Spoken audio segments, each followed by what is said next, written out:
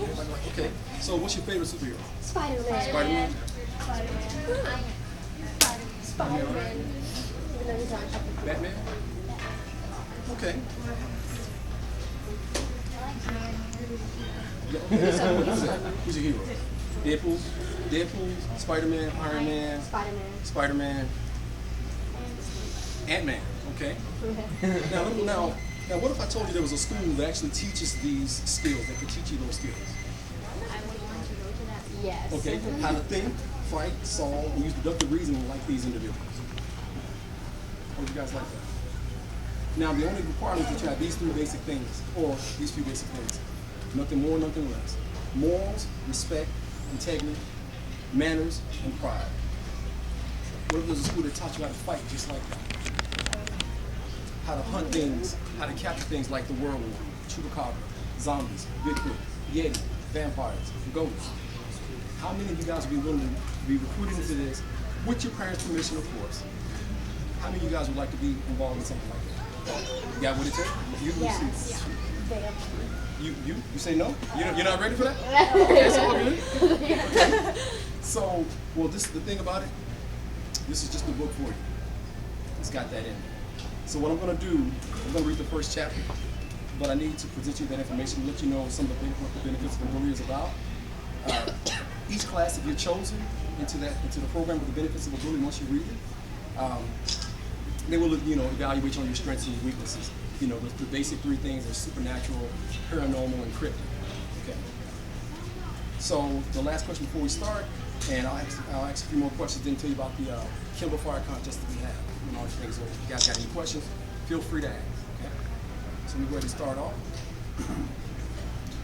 And guys, remember, this is told from an 11-year-old's point of view. So what's the basic age group here right now? 14. Well, it still fits you guys. It's an all-age book. 14. 13. Young lady? How old is it? You 8? Okay, that works too. How old are you, young man? 25. I'm messing with you, you know that. All right. Well, I'll start off by telling you from a kid's point of view about the weird, creepy, crawly things that freak us out. Hey, they used to freak you guys out too as adults. Right? I was about 8. My mom and I were headed home for a great night of pizza grubbing and watching horror movies. My dad was away on a road trip. Now, for some strange reason, Mom took a wrong turn. I was in the back seat reading a good scary book. I was into the whole Mothman, werewolf, zombie thing. I always wondered if they were real.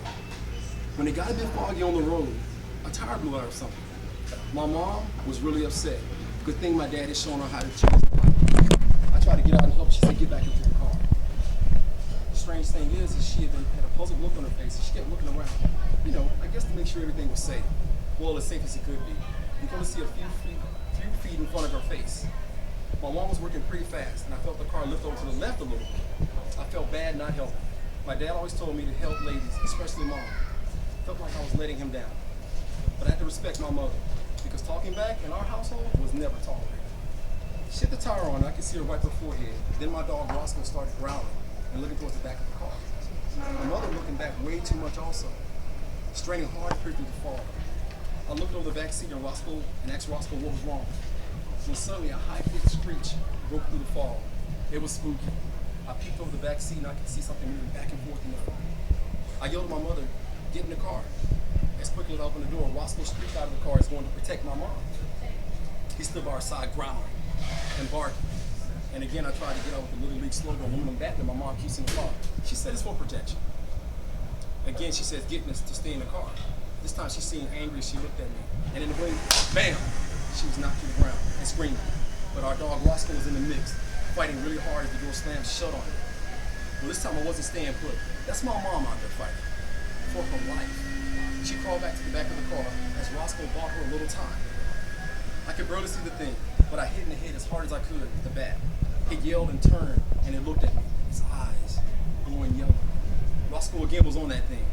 Roscoe was a big Great Dane, and very mean when it came to my family. It knocked Roscoe off. After I saw this, I ran to my mother. This thing crawled under the car. I pulled my mother out from under the car. It came to us, but Mom pepper sprayed. More than noise it made. We got out from under the car, and it continued to follow. As soon as it got close, I kicked the car jack down, and the car came crashing down on it. It was panting and screaming. and Roscoe tore into it again. I got the spare gas can we keep in the car. As the thing tore, whatever part it had pinned down on it, off. It stood up and Roscoe tackled it, knocking it down. Wasn't much gas in the can, but I threw it on the thing, and I grabbed one of the road flares that my mom had put out while she was changing the tire. I called Roscoe off, and I threw the flare on the creature. It was set ablaze. It was really trying to get the fire off, but it took into the fog, yelling in pain. My mother quickly grabbed me by the arm and jumped into the car. She yelled at Roscoe. He jumped in, and she drove off very fast. She didn't even bother to pick up the tire jack.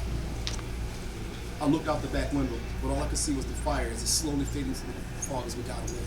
My mom cried all the way home. Her face seemed, as Roscoe licked her face, seemed like he was trying to tell her it's going to be okay. I was scared, I was angry, and I was curious about what that thing was. And I had my question about if monsters were real. Yep, they really are. Well, that was about 3 years ago. And yep, I still love horror novels, even at the ripe old age of 12. At least I'll be 12 in a few weeks. There's got to be something that can help me figure that thing out. I searched the internet, but my mom has child block stuff on. You know, so I don't get into any grown-up stuff. Sometimes though, when my dad is away so much, I do feel like the man of the house. He leaves me a bunch of good books around for me to read. He likes me to challenge my mind. Now here I am at Tubman Middle School, about to go to second class. We have this bully, Dexter. He loves beating up the scared little guys. What I don't get is why they don't stand up for themselves. They want someone to do it for them. Well, that won't be me he'll beat on. Glad my dad taught me how to stand up for myself. He's got a kid now pounding on him on the playground. I guess I should break it up since no one else is. They just keep chanting the famous fight, fight, fight. Poor Sterling. Well, here goes. Oh, by the way, I'm Sidell Johnson. And this, my friends, is what I believe my dad means when he says bullies do have their benefits. And this is chapter 1. You guys got any questions for me right now? What happens next? You got to get that to see. You got to buy the book to see that, right? But what we're going to do, what we're doing right now, whoever purchases the book, you make sure that you get a shot of yourself with a selfie and send it to my Facebook post. And you get your name entered to a contest where there's a Kindle Fire that's available. You get a free Kindle Fire if you win. We also have a GoFundMe page, and if you whoever the biggest donator is, say this guy donates $100, right? If he's the biggest donator, he can have his daughter, or he can have his own image put inside of a comic book that we're going to do for the benefits of a bully, and we'll have that and let everybody know that he was the biggest donator to the book. But right now, the Kindle Fire is the best way to go, so you guys make sure you get a copy of it, because I'm telling you, it's a really good book. If you guys like the whole Harry Potter, what's another book you guys like? Hunger Games? Okay. And the reason, like I say, and the reason that I did this book, we had a book signing not too long ago, and it was pretty intense when I had the young people come to my table. You guys are amazing, some of the stuff and some of the questions that you guys ask, and I'm really impressed, and I'm actually glad that I can speak to you guys, because you guys are truly the future. Seriously, that is the fact. Hollywood is running out of good ideas. You guys using your imagination, trust me, you guys can keep the ideas coming. So they'll do a lot of remakes. I don't know if you guys know they do so many remakes. We could pull up remakes that they've done for decades now, right? But you guys are the future, so because of your imagination. And it takes books like these, and sometimes you gotta put the video game down and grab a good book and sit outside, just take the warm air in, check out the environment. It's hot to get hurt, get dirty sometimes, you know? But these are the 3 main characters that we did. Again, I'm trying to make sure that I cover all bases, and let's see.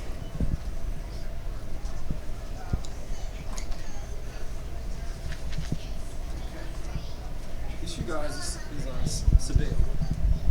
He's the leader of the group. Well, he will be. Once you guys read until you see more of what I'm talking about. He kind of like that. Pass around. This is Dexter. You guys probably know who he is. Just by the look at who do you think he is? Which one do you think this guy is? Okay. Good. And this is Sterling. He's a Hispanic kid. He's the brains of the operation. Smart guy. He's the one that keeps getting picked on. When you guys read the book, you guys are going to see there's a video game tournament that actually settles all of this.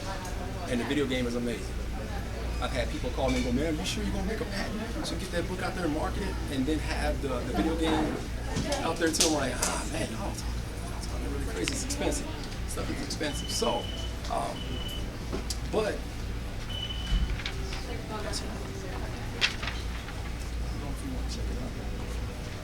But again, it was because you guys, I've had kids come to the table and say, hey,